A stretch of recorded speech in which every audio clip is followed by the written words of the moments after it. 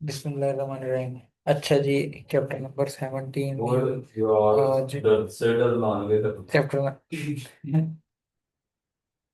Chapter number 17 में आज हम पढ़ेंगे evolution of nervous system. Basically मैंने आपको पीछे कैसे न्यूरॉन्स का क्या स्ट्रक्चर होता है और न्यूरॉन्स एक दूसरे के साथ कनेक्शन कैसे बनाते हैं, न्यूरॉन्स में सिग्नल कैसे जनरेट होते हैं और सिग्नल कैसे कैसे आगे आगे जाते हैं। ये सारा पढ़ा दिया है। आज हम पढ़ेंगे कि नर्वस सिस्टम कैसे इवॉल्व हुआ है, यानी कि इसका मतलब क्या है एवोल्यूशन ऑफ नर्वस सिस्टम का। बेसिकली सबसे पहले तो ये पता होना चाहिए। तो एवोल्यूशन ऑफ नर्वस सिस्टम का बेसिक मतलब ये है कि कैसे नर्वस सिस्टम सिंपल फॉर्म से कॉम्प्लेक्स फॉर्म तक आया। हमारा नर्वस सिस्टम बहुत ही कॉम्प्लेक्स है। ठीक है, इसमें ब्रेन, स्पाइनल कॉर्ड है और बहुत सारी नर्व्स हैं, लेकिन अगर हम देखें तो कुछ जानवरों में या कुछ लिविंग ऑर्गेनिजम्स में, सिर्फ जानवरों में नहीं, कुछ लिविंग ऑर्गेनिजम्स में यानी कि वर्टिब्रेट्स में, इनवर्टिब्रेट्स में बहुत सिंपल सा नर्वस सिस्टम भी प्रेजेंट है। उसकी ये एग्जांपल्स भी देगा।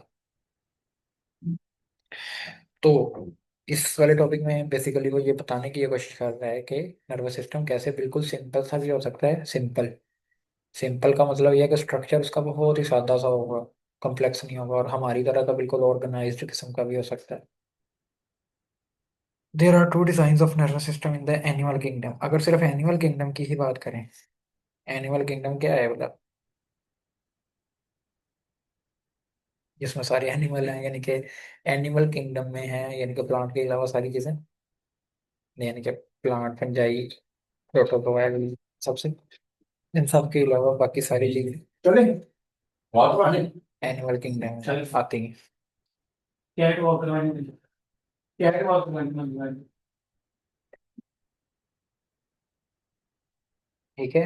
तो आपको ये पांच जो किंगडम है, चूंकि अभी की जो क्लासिफिकेशन है वो पांच किंगडम की चल रही है, तो वो आनी चाहिए बायो पढ़ने से पहले।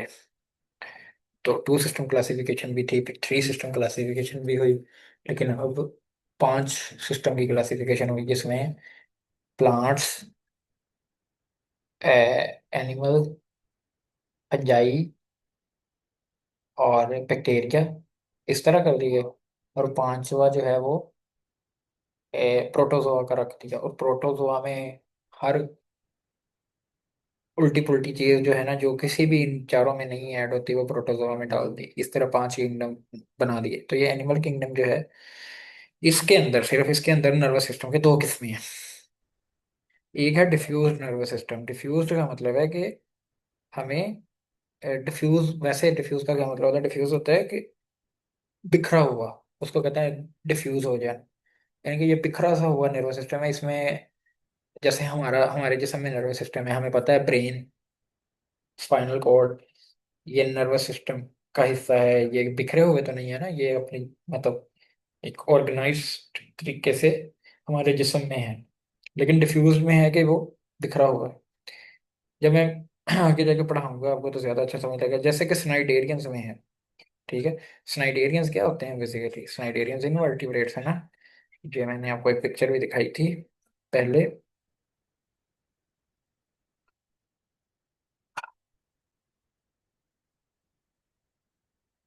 ये वाली,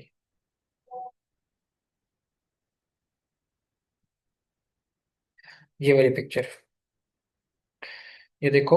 ये क्लासिफिकेशन इनवर्टिब्रेट्स की है। इनवर्टिब्रेट्स कौन से एनिमल होते हैं? इनवर्टिब्रेट होते हैं एनिमल ही हैं, लेकिन बैकबोन के बगैर होते हैं।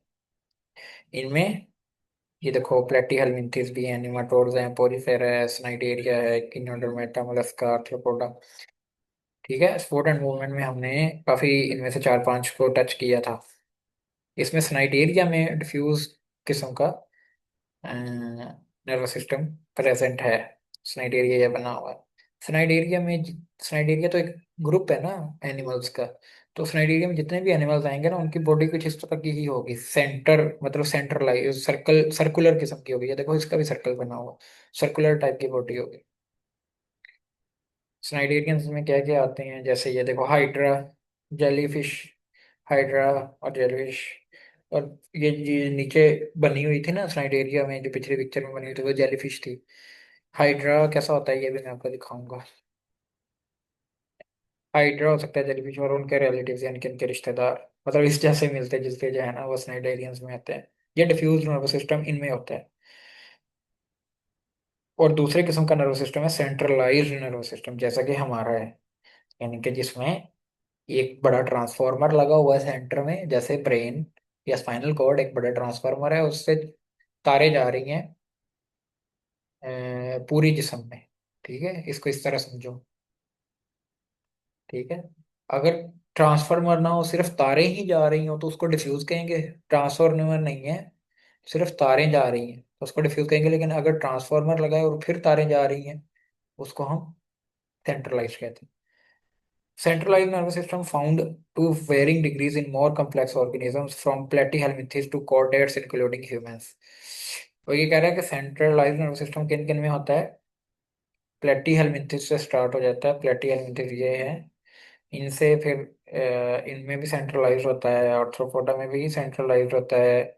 और फिर आगे मजीद ये कॉर्डेट्स में जाता है। कॉर्डेट्स बेसिकली, कॉर्डेट्स थोड़ा सा कोऑर्डिनेट समझना मुश्किल आपके लिए इसलिए है क्योंकि आपको जो है ना एवोल्यूशन, सॉरी एम्ब्रियो, एम्ब्रियो से वो जो एक चैप्टर में लिखा हुआ है, मुझे याद नहीं है वो फर्स्ट ईयर में है कि सेकेंड ईयर में है, कि कैसे चिकन जो होती है उसका बच्चा बनता है। वो शायद फर्स्ट ईयर के इसी चैप्टर में लिखा हुआ है कि कैसे उसका बच्चा जो है वो बनता है। पूरा एक एक चीज लिखी हुई है, लेकिन वो टीचर तक सब, वो टॉपिक बड़ा मुश्किल है, सबसे टफ टॉपिक अगर फर्स्ट ईयर सेकंड ईयर में है, पढ़ाना भी और पढ़ना भी बच्चों के लिए, वो ही है। टीचर उसे छोड़ देता है क्योंकि वहां से कोई कभी क्वेश्चन नहीं आया। वहां एक चीज डिस्कस हुई हुई है, नोटोकॉर्ड। ठीक है, नोटोकॉर्ड बेसिकली क्या चीज है। नोटोकॉर्ड, हम हमारे अंदर भी नोटोकॉर्ड होती है। जब हम माँ के पेट में एक बच्चा बनता है, जब एम्ब्रियो की फॉर्म में होता है, तो उसके अंदर भी नोटोकॉर्ड होती है। और नोटोकॉर्ड आगे जाकर जैसे जैसे बच्चा डेवलप होता है, तो नोटोकॉर्ड से ब्रेन और स्पाइनल कॉर्ड दोनों बनते हैं।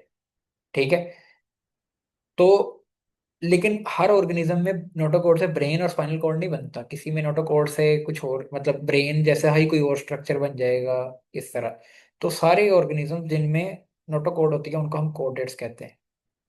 यहाँ तक मैं अभी इतना ही बता सकता हूँ। इसको अगर रट्टा लगाना है भाई तो लगा लो, क्योंकि आपने वो नोटोकॉर्ड वाला पूरा कंसेप्ट नहीं लिया हुआ। अगर आपने वो लिया होता तो आपको यहाँ पर बेहतर समझ आ जाती। To understand the organisation of the above mention types of nervous system, वो कहता है कि ये दोनों किस्मों की नर्वस सिस्टम को बेहतर समझने के लिए वी वुड स्टडी देम, हम इनको समझेंगे। किसमें?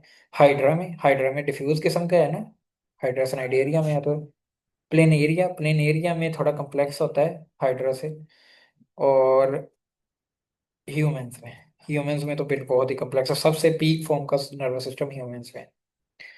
Nervous system design is highly correlated with the animals lifestyle. ये बड़ा अच्छी बात है कि नर्वस सिस्टम जो है ना वो एनिमल, उस जानवर का लाइफस्टाइल कैसा, उस पर डिपेंड करता है। यानी कि जो जानवरों को, जिन जानवरों को ज्यादातर मुश्किलात का सामना नहीं करना पड़ता जिंदगी में, उनका नर्वस सिस्टम भी सिंपल सा ही होता है। लेकिन जिनको बहुत ज्यादा कम्प्लेक्स काम करने पड़ते हैं, उनका नर्वस सिस्टम भी उतना ही अच्छा है। The first main type of nervous system is diffuse nervous system. Hydra shows this type of nervous system. ये वो पुरानी बात रिपीट की है। हाइड्रा की अब कहेगा वो। मैं हाइड्रा की पिक्चर भी दिखाता हूँ आपको, पहले यार थोड़ा रीड कर लें। Hydra cnidarian is a small animal which is sedentary in its lifestyle and prey and other dangers are equally likely to come from any direction. वो कहता है हाइड्रा जो है एक स्नाइडेरियन है, और ये एक छोटा सा जानवर है जो कि सेडेंटरी है। सेडेंटरी का मतलब है बैठा रहता है। यानी ये वो जो मोटा बंदा होता है ना, जो ऑफिस में सिर्फ बैठा रहता है, काम नहीं करता, उसका सेडेंटरी कहते हैं। तो इस ये सेडेंटरी है अपने लाइफस्टाइल में। और प्रे, प्रे मतलब जो इसका शिकार है, जिसको ये शिकार करता है, जिन जानवरों को या जिन चीजों को ये शिकार करता है, वो इसका प्रे है। एंड अदर डेंजर, और दूसरे जो खतरात हैं वो हर तरफ से आ सकते हैं। तो इसको पता होना चाहिए ना, जब इसके खाने की चीज आए तो इसको पता होना चाहिए कि किस तरफ से आ रही है, और ये सेंस कर सके उसको, ताकि उसके मुताबिक अपना मुंह वगैरह खोल सके। जिस तरह का इसका मुंह है, हमारे जैसा नहीं होता इसका मुंह देखना अभी, लेकिन जैसा भी है मुंह तो खोल सके अपना, और अगर खतरा है तो वहां से भाग सके। It's nervous system consist of a network of neuron which is present between the ectoderm and endoderm. ये बात थोड़ी सी समझने वाली है, और ये बात भी वहीं पर लिखी हुई है असल में। एक्टोडर्म और एंडोडर्म की समझ भी आपको बड़ी ही इस लेवल पर कम आएगी। उसकी वजह यह है कि अगर आपने वो वाला टॉपिक पढ़ा हो, वो टॉपिक किस चैप्टर में है मुझे अभी भी याद नहीं आ रहा, कि जिसमें वो चिकन खाए, चिकन का बच्चे की, चिकन के बच्चे की डेवलपमेंट बताते हैं। शायद वो सेकेंड ईयर के किसी चैप्टर में लिखा हो। सेकेंड ईयर, सेकेंड ईयर के चैप्टर में है। सेकेंड ईयर के चैप्टर में है वो। तो वो अगर वो मैंने पढ़ाया तो मैं आपको पढ़ा दूंगा, लेकिन अभी के लिए मैं थोड़ा सा ये बताता हूँ। सबसे पहले हाइड्रा को देख लें, हाइड्रा भी, हाइड्रा का दीदार कर लें। हाइड्रा कुछ इस तरह का होता है। अगर हमें देखें तो ये देखो, इसके फुट हैं नीचे, पेडल डिस्क जिसको कहते हैं। ये बड भी बन रहा है इसका, देखो। इस बड से फिर मजीद एक और हाइड्रा पैदा हो जाएगा यानी कि ये एक पूरा हाइड्रा ही साथ बन गया है। अगर इसको हम यहाँ से डिवाइड कर लें तो एक पूरा हाइड्रा, नो प्लीज, नया हाइड्रा बन जाएगा। गेम नहीं है ये। चलो मूवीज देख रहा अगर हम इसको यहाँ से डिवाइड करें तो एक पूरा हाइड्रा ये अलग बना हुआ है। तो इस ये इस तरह से बच्चे अपने इस तरह से पैदा कर रहे हैं। ये रिप्रोडक्टिव सिस्टम में भी पढ़ेंगे। ओवरीज टेस्टिस से एक हाइड्रा में ही मेल का पार्ट भी है, मेल सब ऑर्गन, मेल सेक्सुअल ऑर्गन और फीमेल सेक्सुअल ऑर्गन भी है। कुछ टेंटिकल्स हैं। टेंटिकल्स का इन इसको ये फायदा है कि टेंटिकल्स की वजह से एक तो ये मूव कर जाता है, और दूसरा टेंटिकल से इसको खतरे का पहले पता चल जाता है। और ये माउथ भी दिखाया हुआ है, ये इस तरह का होता है कुछ हाइड्रा। और इसकी ये देखो, गैस्ट्रोवेस्कुलर कैविटी दरमियान में दिखाई हुई है ये। और ये माउथ दिखाया हुआ है। ठीक है, कुछ इस तरह का होता है। इसमें उसने सिकैनस का जिक्र नहीं किया इस पिक्चर में। मैंने सिर्फ हाइड्रा की पिक्चर आपको दिखाई है।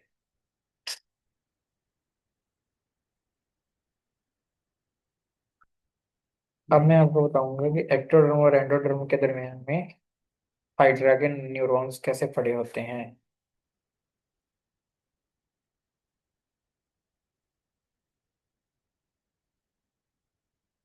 ये पड़े हो, ये देखो, ये साइड पर एक हाइड्रा दिखाया हुआ है दोबारा से।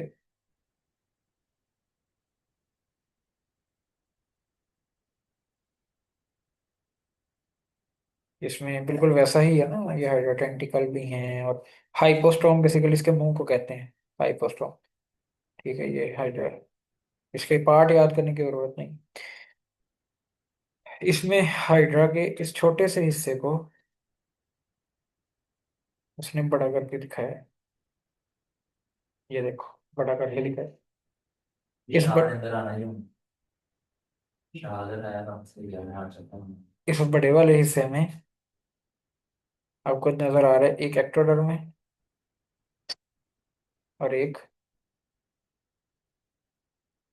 एंडोडर्म। ठीक है, एक्टोडर्म आप इस तरह समझ लें, बाहर वाली स्किन। एक्टोडर्म जो है ये सारी स्किन वाला हिस्सा बनाती है, ठीक है। और एंडोडर्म जो है ये कैविटी का अंदरूनी हिस्सा बनाती है। मिसाल के तौर पर, अगर ये एक पूरा ऑर्गेनिज्म है, ये उसका मुंह है और ये इसकी टांगे हैं,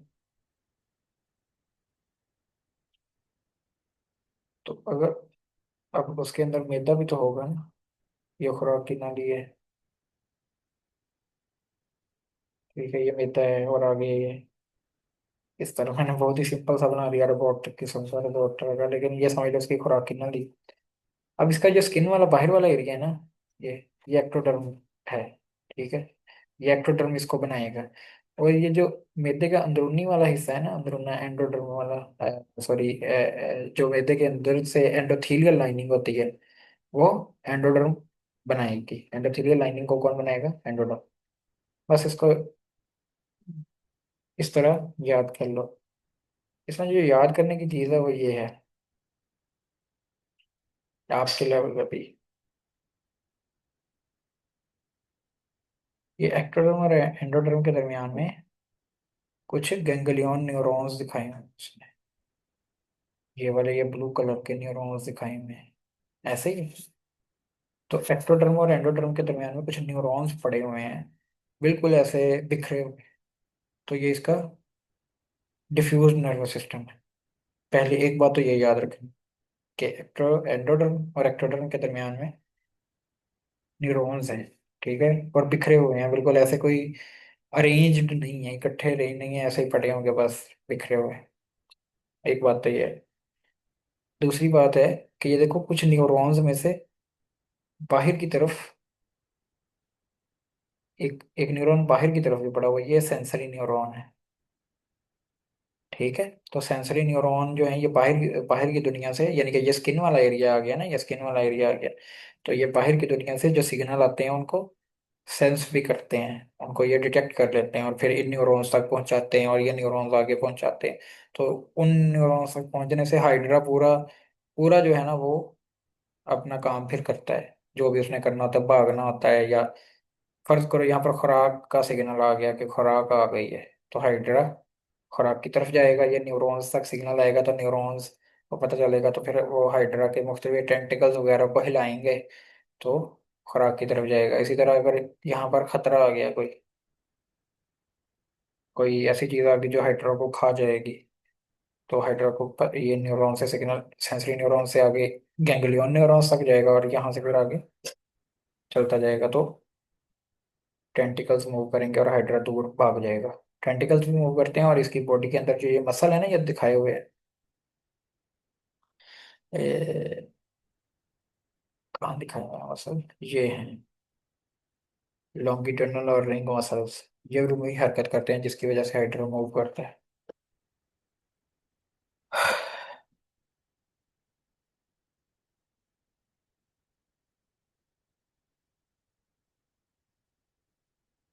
तो यही कह रहा है, it's nervous system consist of a network of neurons which is present between the ectoderm and endoderm. इसका जो नर्वस सिस्टम है वो बेसिकली नेटवर्क है कि न्यूरॉन्स का, जो कि एक्टोडर्म और एंडोडर्म के दरमियान मौजूद है। There is no head in this animal, वो कह रहा है इस एनिमल के अंदर सर नहीं है।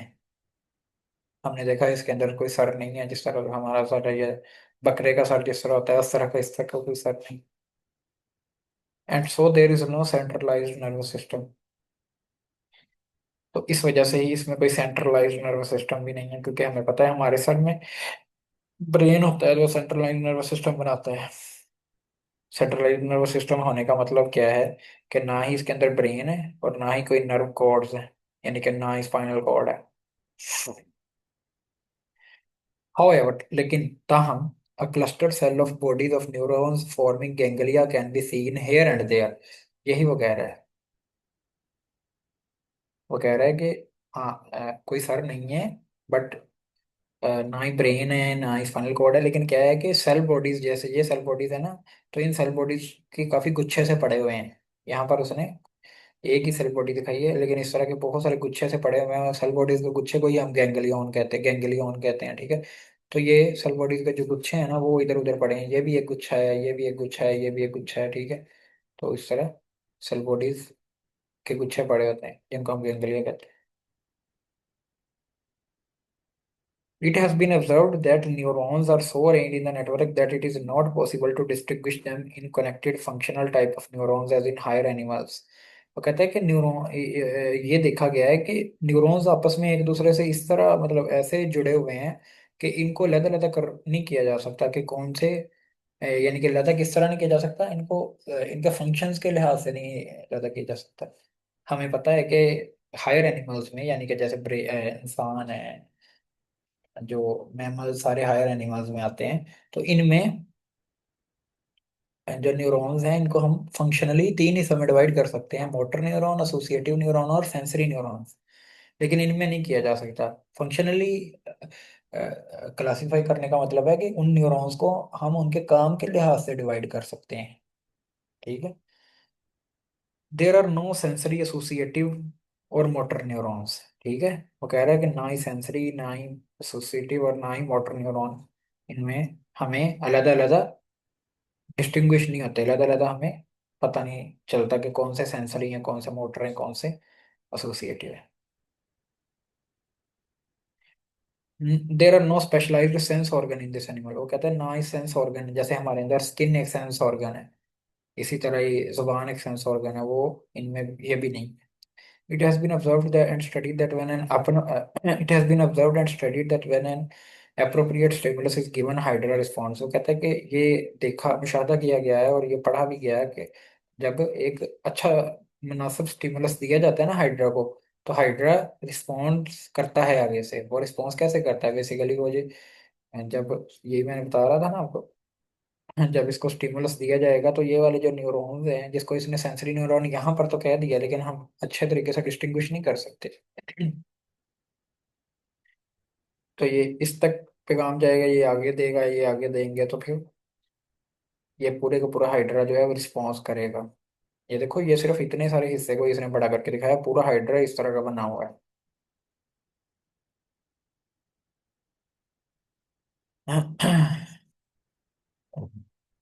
The tentacles are more responsive and react to stimulus instantaneously। वो कहता है कि टेंटिकल्स जो है ना ऊपर वाले हिस्से के, ये टेंटिकल्स दिखाए हुए हैं ऊपर, ये ऊपर टेंटिकल्स जो हैं ये लेबल भी किए हुए हैं, ये ज्यादा अ, तेजी से स्टिमुलेट हो जाते हैं, यानी ज्यादा अच्छा रिस्पॉन्स करते हैं फौरन। इंस्टेंटेनियसली का मतलब होता है इन एन इंस्टेंट, फौरन ही, एक ही सेकंड के 1000वें हिस्से में फौरन।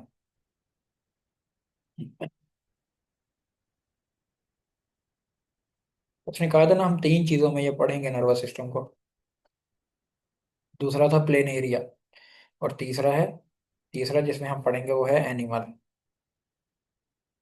जो सॉरी एनिमल कह रहा हूँ, ह्यूमन।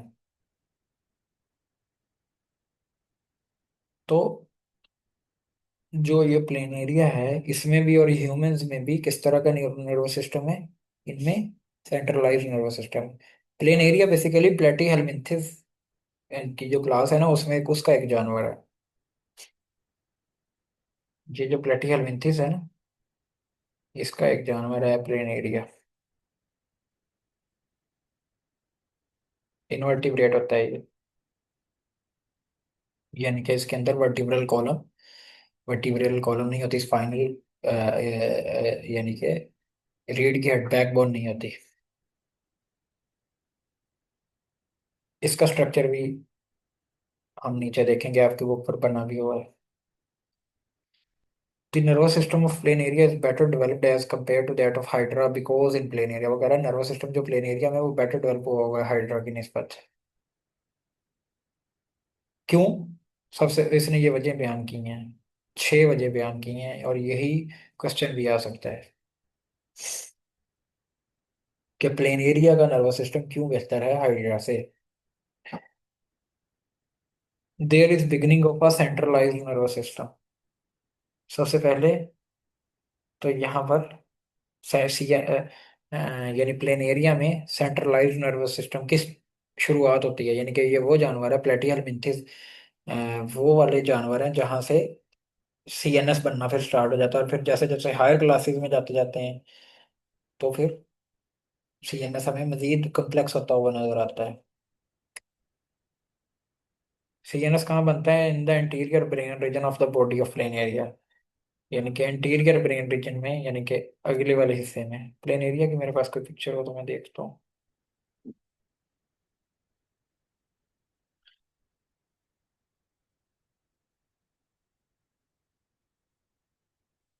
ये देखें, ये प्लेन एरिया कुछ इस तरह का जानवर है। इनवर्टिब्रेट है क्योंकि ये प्लेटी हेलमिंथिस में है। ये सारे बड़े फ्लैट होते हैं। प्लेटी हेलमिंथिस को याद रखने का तरीका है कि ये फ्लैट होते हैं, कि इनको पढ़ो ही फ्लैटी हेलमिंथिस होते हैं, ये फ्लैट होते हैं। और इनके ये इंटीरियर रीजन है, ये इनकी दो आंखें भी होती हैं अगली साइड पे, ये देखो दो आंखें भी दिखाई गई हैं, और ये इनका थोड़ा सा ऐसे लग रहा है जैसे इनका सर बना हुआ है, तो यहाँ पर इनका किसी ना किसी हद तक ब्रेन तो नहीं होता इनका, लेकिन ब्रेन जैसा स्ट्रक्चर बना होता है यहाँ पर। ठीक है, ब्रेन जैसा स्ट्रक्चर बना होता है।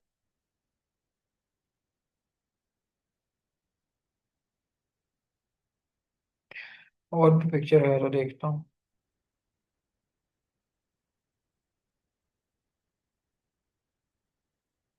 नहीं, और पिक्चर नहीं।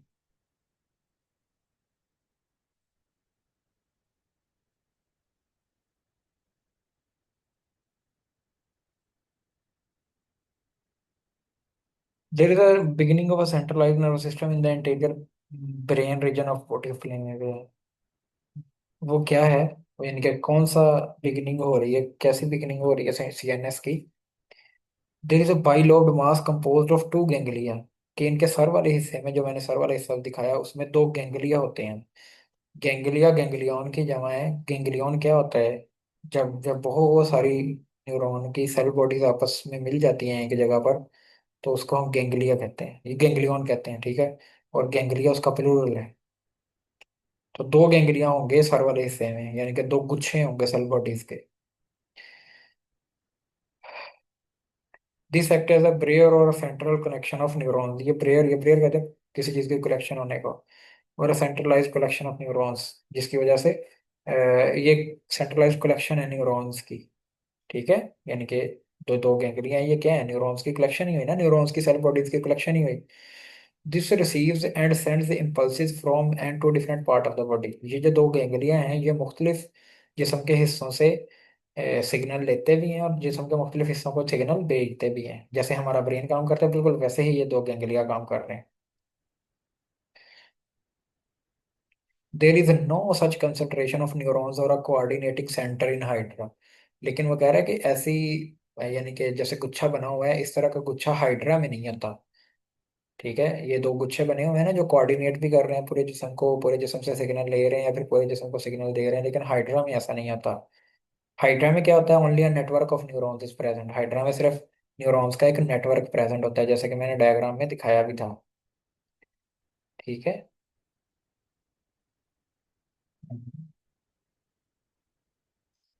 हाइड्रा की डायग्राम कहाँ गई?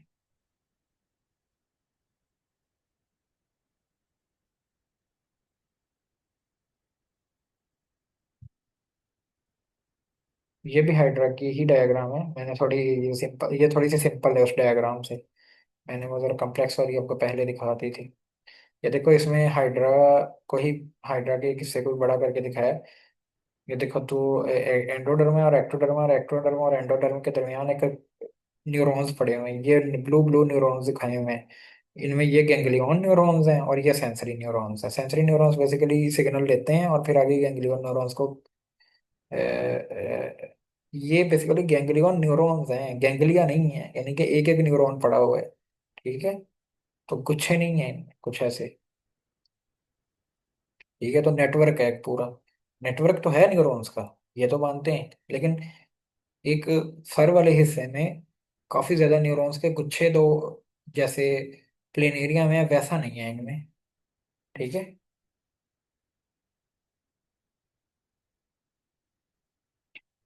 अच्छा जी, ये जैसे दिखाया भी हुआ है, ये देखो, ये हाइड्रा दिखाया हुआ है, इसमें ये दिखाया है इस, अच्छा, इतनी सी डायग्राम, मैंने जो डायग्राम दिखाई थी उसमें इतना सा तो उसमें भी था, लेकिन इसको आगे खोल के भी दिखाया हुआ था उस डायग्राम में, तो वो अच्छा नजर आ रहा था।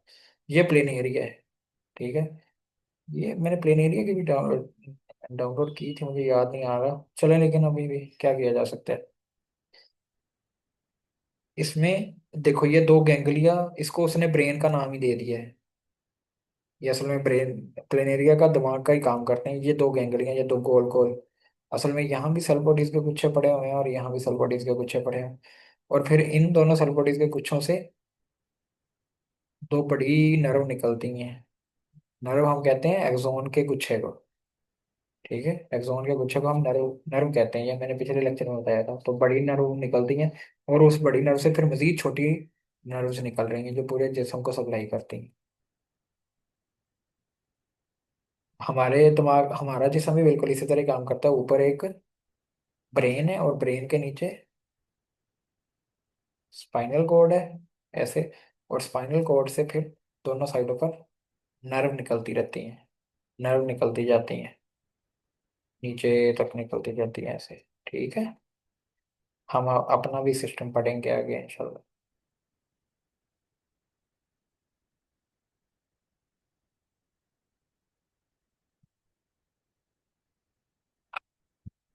ये ब्रेन है, ये मैं बी लिख रहा हूँ, फिर नीचे स्पाइनल कॉर्ड है, आपको पता ही है, वर्टिब्रल कॉलम के दरमियान होती है स्पाइनल कॉर्ड। फिर स्पाइनल कॉर्ड से मजीद नर्व फाइबर निकल।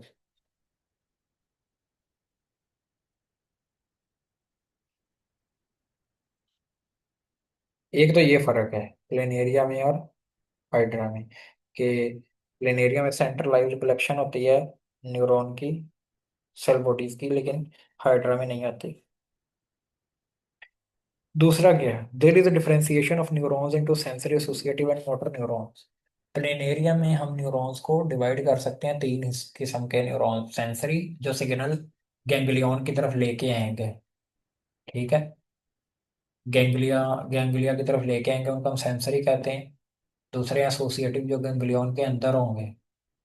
और तीसरे मोटर, जो गैंग्लियन से दूर लेके जाएंगे। प्लेनेरिया में दिन planaria associative neurons are present in brain and longitudinal nerves. ठीक है। प्लेनेरिया में एसोसिएटिव न्यूरॉन्स कहाँ होते हैं, इस हिस्से में, ब्रेन वाले हिस्से में। और लॉन्गिट्यूडनल, ये जो मोटी मोटी दिखाएंगे लॉन्गिट्यूडनल नर्व है, ठीक है, इनमें दिखा, इसमें होते हैं एसोसिएटिव न्यूरॉन। जबकि सेंसरी न्यूरॉन्स कहाँ होते हैं, sensory neurons carry brain impulses to brain और नर्व एंड। सेंसरी न्यूरॉन्स वो वाले नर्व होते हैं जो जिसम के मुख्तलिफ हिस्सों से इन हिस्सा ब्रेन तक सिग्नल लेके जाते हैं। और मोटर न्यूरॉन क्या होते हैं, and motor neurons carry impulses from central nervous system to different part of body. और मोटर न्यूरॉन्स के हैं जो इन ब्रेन के हिस्सों के और ब्रेन से और लॉन्गिट्यूडनल नर्व से जिसम के मुख्तलिफ हिस्सों तक सिग्नल लेके जाते हैं, उनको मोटर न्यूरॉन कहते हैं। जबकि हाइड्रा में हम न्यूरॉन को इस तरह डिवाइड नहीं कर सकते, पता ही नहीं है ना। सेंट्रलाइज कोई गैंग्लिया, सेंट्रलाइज गैंग्लियन पड़े हो तो फिर है, देखो, कोई गैंग्लिया नजर ही नहीं आ रहा, कहीं न्यूरॉन पड़े हुए हैं, ठीक है, ये न्यूरॉन पड़े हैं, लेकिन कुछ ऐसा नहीं है, मतलब कोई दो सेंटर में, मतलब सेंट्रलाइज नहीं है जिनकी तरफ कोई चीज जा रही है, सिग्नल जा रहे हैं या जिनसे वापस आ रहे हैं।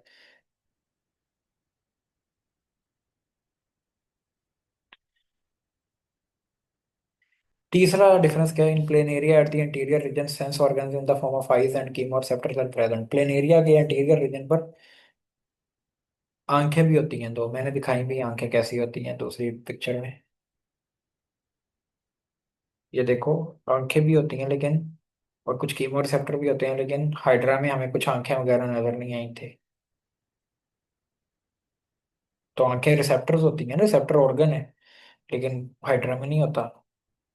हाइड्रा में no specialised sensory organ, hydra में कोई भी sensory organ, specialised sensory organ नहीं है, प्लेनेरिया में होता है।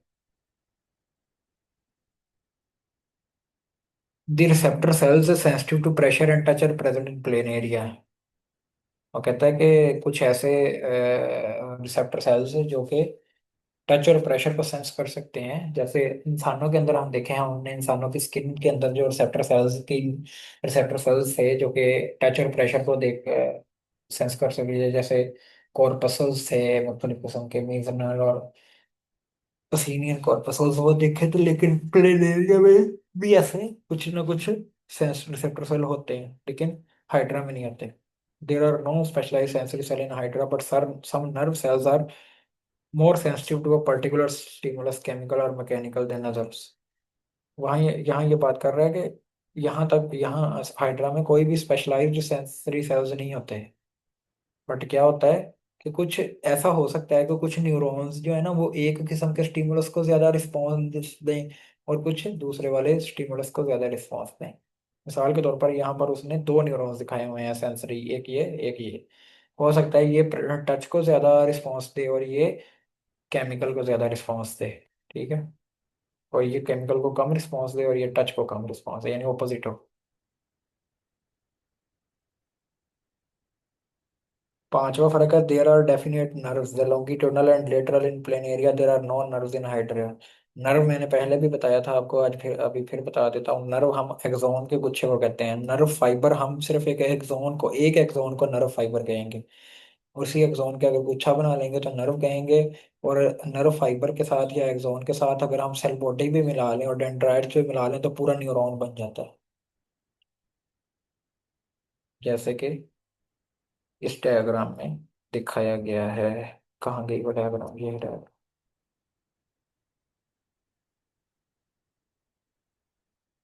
ये देखो, ये देखो, ये एक्सोन है, इस एक्सोन, एक एक्सोन को नर्व फाइबर भी कह सकते हैं। ठीक है। और जब ये नर्व एक्सोन का गुच्छा बन जाएगा और उसके मजीद गुच्छों के भी गुच्छे बन जाएंगे तो फिर उसको एक पूरी नर्व कह देंगे।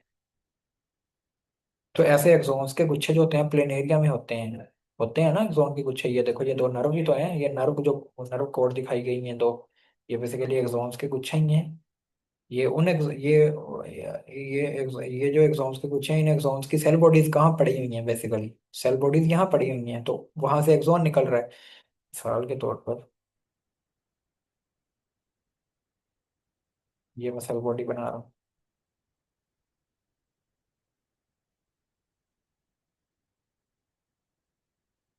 और ये इसका एक्सॉन है। ठीक है, ये सेल बॉडी है, इसको अंदर में बी लिख देता हूँ और ये एक्सॉन है। अब सिर्फ एक्सॉन को हम नर्व फाइबर कह सकते हैं, ऐसे ही है। पूरे को हम न्यूरॉन कहेंगे। और सिर्फ अगर एक्सॉन का गुच्छा बन जाए मजीद, इसमें इसके साथ और भी एक्सॉन हो, इधर भी कोई एक्सॉन हो, ठीक है। ये एक्सॉन का ऊपर अपना न्यूरॉन होगा ना, इसकी अपनी सेल बॉडी होगी। इस तरह इसकी भी अपनी सेल बॉडी होगी। इधर फर्ज करो इसकी ये सेल बॉडी है, इसकी ये सेल बॉडी है। तो ये जो एक्सॉन का गुच्छा बन गया है, ये ये है नर्व। ठीक है।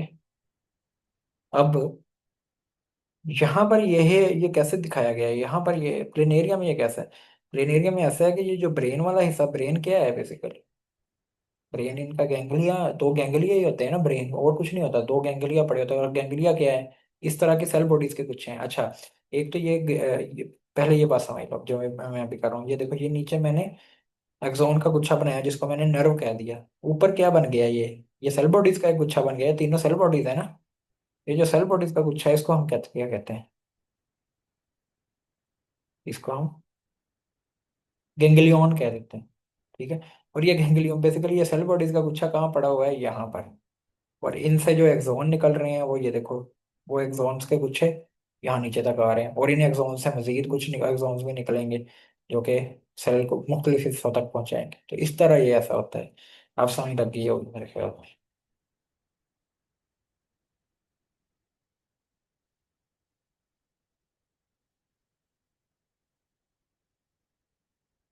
There are definite nerves are longitudinal lateral planaria, there are no nerves in hydra. कह रहा है ये देखो, यहाँ पर ये एक्सोन्स के गुच्छे नीचे आ रहे हैं जो कि नर्व, जिनको हम नर्व भी कहते हैं। तो लेकिन हाइड्रा में हमें कुछ भी ऐसे एक्सोन्स के गुच्छे नजर नहीं आ रहे थे। एक एक एक्सोन तो था उसमें भी। ये देखो,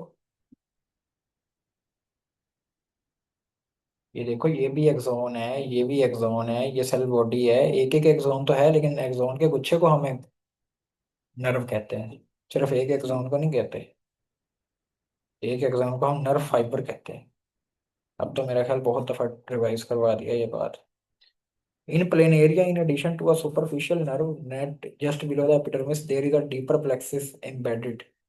वो कहता है प्लेन एरिया में एक तो सुपरफिशियल नर्व्स होती हैं और उनके नीचे भी कुछ और नर्व्स भी होते हैं। इसके लिए मैंने शायद कोई पिक्चर डाउनलोड की थी, मेरे मेरे पास अभी है नहीं, नहीं तो आपको बताता। लेकिन ये है कि कुछ सुपरफिशियल नर्व्स होती हैं प्लेन एरिया में और कुछ डीप भी बड़ी होती हैं। हाइड्रा में सिर्फ सुपरफिशियल ही होती हैं नर्व्स, यानी कि एक्टोडर्म और एंडोडर्म के दरमियान में होते हैं।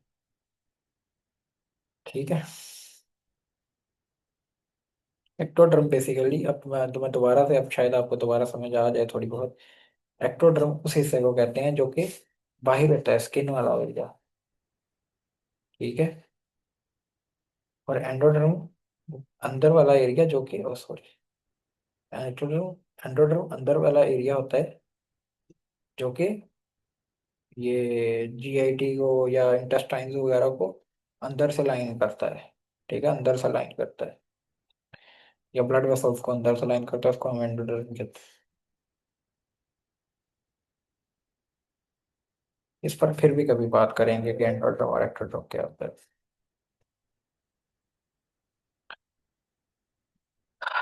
देखो, उसने कहा, हमसे वादा किया था कि हम तीन किस्म के नर्वस सिस्टम पढ़ेंगे, हाइड्रा का, प्लेनेरिया का और ह्यूमन का। प्लेनेरिया और हाइड्रा का उसने थोड़ा थोड़ा बताया। अब ह्यूमन की बात बारी आई। ह्यूमन की उसने जब नर्वस सिस्टम बताया तो उसने सबसे पहले एक डिवीजन एक बताई, क्लासिफिकेशन दिखाई है। क्लासिफिकेशन में अभी पढ़ा आ रहा हूँ, बाकी मैं अगले तो लेक्चर में पढ़ाऊंगा।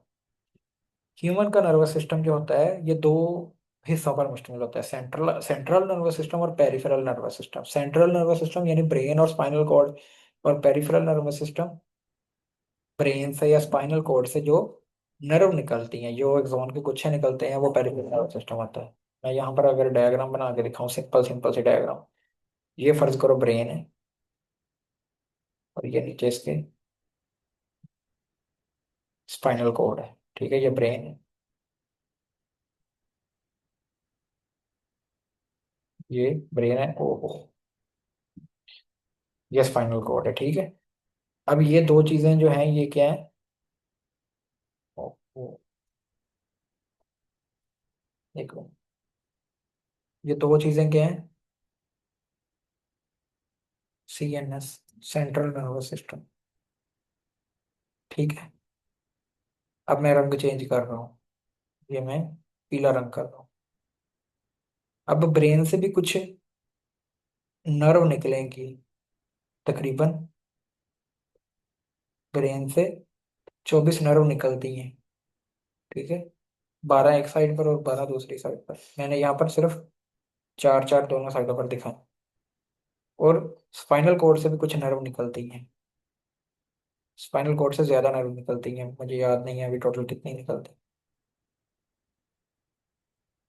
दोनों साइडों पर निकलती जाएंगी। इधर वाली नर्व जो है, एक साइड की नर्व है वो बॉडी के एक हिस्से को कंट्रोल करेंगी, और दूसरी साइड वाली दूसरे हिस्से को कंट्रोल करेंगी, ठीक है। ऐसे ही निकलती जाएंगे नीचे तक। अब ये देखो, ये जो पीला पीला पीला मैंने जितना दिखाया ना, ये पेरिफेरल नर्वस सिस्टम, और जो लाल लाल दिखाया वो CNS है। पेरिफेरल नर्वस सिस्टम को हम PNS लिखते हैं, और सी सेंट्रल नर्वस सिस्टम को CNS। चलिए इस पिक्चर को बना ही रहने दे, मैं इसको ऐसे ही पढ़ाता हूँ। नर्वस सिस्टम में सेंट्रल नर्वस सिस्टम है। सेंट्रल नर्वस सिस्टम का क्या काम है, ये रिसीव करता है इन्फॉर्मेशन को। अच्छा, ये नर्व जो होंगी, ये मैं आगे भी बताऊंगा। अक्सर बच्चों के दिमाग में ना ये अ,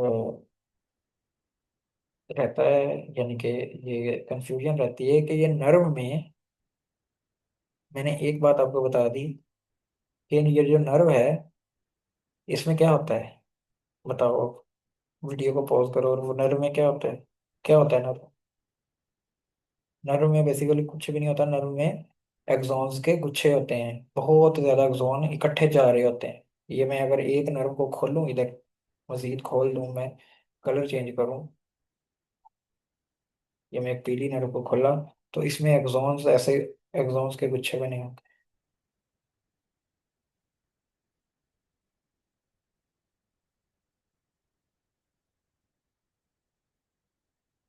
इस तरह के लाखों करोड़ों एक्सॉन्स होंगे एक नर्व में। अब इनमें से कुछ एक्सॉन्स जो होंगे ना, वो दिमाग की तरफ सिग्नल लेके जा रहे होंगे, और कुछ होंगे जो दिमाग से सिग्नल लेके जा रहे होंगे, एक ही नर्व के अंदर। एक ही नर्व के सारे एक्सॉन हैं। एक ही नर्व के अंदर कुछ एक्सॉन दिमाग की तरफ सिग्नल लेके जा रहे होंगे, और कुछ दिमाग से लेके जा रहे होंगे। मुख्तलिफ दिमाग से जो सिग्नल लेके जा रहे होते हैं एक्सॉन, वो कहाँ सिग्नल लेके जा रहे होते हैं, मसल तक लेके जा रहे होते हैं या ग्लैंड तक लेके जा रहे होते हैं। और जो दिमाग की तरफ सिग्नल लेके जा रहे होते हैं वो कहाँ से लेके जा रहे होते हैं, स्किन से लेके जा रहे होते हैं नॉर्मली। ऐसा ही है ना। तो जो इस नर्व में कुछ एक्सॉन्स होंगे जो दिमाग की तरफ लेके जा रहे होते हैं, उनको हम कहते हैं ये सेंसरी न्यूरॉन्स हैं, ठीक है। और जो दिमाग से लेके जा रहे होते हैं उनको कहते हैं मोटर न्यूरॉन्स हैं, ठीक है। तो जो ये तो दिमाग की तरफ लेके जा रहे होते हैं न्यूरॉन्स, ये दिमाग में लेके जाएंगे, तो दिमाग क्या करेगा, इस इंफॉर्मेशन को, ये जो न्यूरॉन सिग्नल लेके जा रहे हैं, यानी कि कुछ इंफॉर्मेशन लेके जा रहे हैं, उस सिग्नल उस इंफॉर्मेशन को ये प्रोसेस करेगा, उसको देखेगा कि इसमें क्या चीज़ है, और उसके मुताबिक ही फिर हुक्म देगा, ठीक है। तो CNS का क्या काम हुआ, रिसीव एंड प्रोसेस इंफॉर्मेशन और इनिशिएट एक्शन, और कुछ काम काम शुरू करवाता है CNS। PNS का क्या काम है, transmit signals between CNS and rest of the body. ये क्या करता है, CNS का क्या काम है, ये सिग्नल ट्रांसमिशन करता है CNS के और बाकी हिस्सों के दरमियान। ये देखो ना, जैसे ये जो मैंने पीला पीला सारा दिखाया हुआ है, ये पीएनएस है ना, पेरिफेरल नर्वस सिस्टम। ये क्या कर रहा है, जिस्म के बाकी हिस्सों और ब्रेन के दरमियान, या ब्रेन या स्पाइनल कॉर्ड के दरमियान एक कनेक्शन का काम कर रहा है। सिग्नल लेके भी जा रहा है, वापस भी लेके आ रहा है। सीएनएस के दो पार्ट हैं, ब्रेन और स्पाइनल कॉर्ड, जैसे कि मैंने यहाँ दिखा दिया, ब्रेन और स्पाइनल कॉर्ड दोनों पार्ट सीएनएस के हैं। ब्रेन क्या करता है, receives and processes sensory information, initiate response towards memories, generate thoughts and emotions. ये अभी पढ़ लो, ये आगे हम डिटेल में पढ़ेंगे। Spinal cord, spinal cord conduct signal to and from brain, control reflex activities. ये बात मैंने रिफ्लेक्स आर्क में भी बताई थी कि स्पाइनल कॉर्ड जो होता है ये रिफ्लेक्स एक्टिविटीज को कंट्रोल करता है। ब्रेन का रिफ्लेक्स आर्क में कोई काम नहीं। इसको मजीद भी पढ़ लेंगे। पेरिफेरल नर्वस सिस्टम में, जैसे कि मैंने ये दिखाया, ये सारा पेरिफेरल नर्वस सिस्टम है। पेरिफेरल नर्वस सिस्टम में कितने किस्म के न्यूरॉन्स मैंने बताए हैं, दो किस्म के हैं ना, सेंसरी और मोटर। जो सेंसरी वो ये जो ऊपर मैंने दिखाया, और ये नीचे मोटर। तो वही सेंसरी और मोटर न्यूरॉन यहाँ पर दिखाए हुए हैं। और फिर जो मोटर न्यूरॉन्स हैं, यानी कि वो न्यूरॉन्स जो ब्रेन से सिग्नल लेके जा रहे हैं मसल तक, वो फिर दो तरह के होते हैं। वो या तो सोमैटिक नर्वस सिस्टम में आएंगे, या फिर ऑटोनॉमिक नर्वस सिस्टम में। वो कितने कौन से मसल की तरफ लेके जा रहे हैं, जो वो न्यूरॉन्स कौन से मसल की तरफ लेके जा रहे हैं, इस बिना पर हम उन्हें डिवाइड कर देते हैं। जो स्केलेटल मसल की तरफ लेके जा रहे होंगे ना न्यूरॉन्स, हम उसको कहेंगे ये सोमैटिक नर्व न्यूरॉन्स है। ठीक है। और जो स्मूथ मसल्स की तरफ लेके जा रहे होंगे, या फिर ग्लैंड्स की तरफ लेके जा रहे होंगे, उनको हम कहते हैं ऑटोनॉमिक न्यूरॉन्स। और फिर ऑटोनॉमिक न्यूरॉन्स को मजीद दो हिस्सों में डिवाइड करते हैं। कुछ सिंपैथेटिक होते हैं और कुछ पैरासिम्पैथेटिक। सिंपैथेटिक जो होते हैं ये तब एक्टिवेट होते हैं जब बॉडी को किसी स्ट्रेस का सामना होता है। ठीक है, फिर ये सिंपैथेटिक एक्टिवेट है। और पैरासिम्पैथेटिक जब बॉडी रिलैक्स होती है। इसको आपने इसी तरह याद कर लेना। ये हम मजीद भी आगे बड़े अच्छे से पढ़ेंगे। अभी शायद आपको थोड़ा कम समझ आए, लेकिन इसको अच्छे से याद कर लो। ये बहुत अच्छा टेबल उसने बनाया है, इसको ऐसे ही याद रखा। चलें जी, आज का लेक्चर यहीं पर ख़त्म हुआ।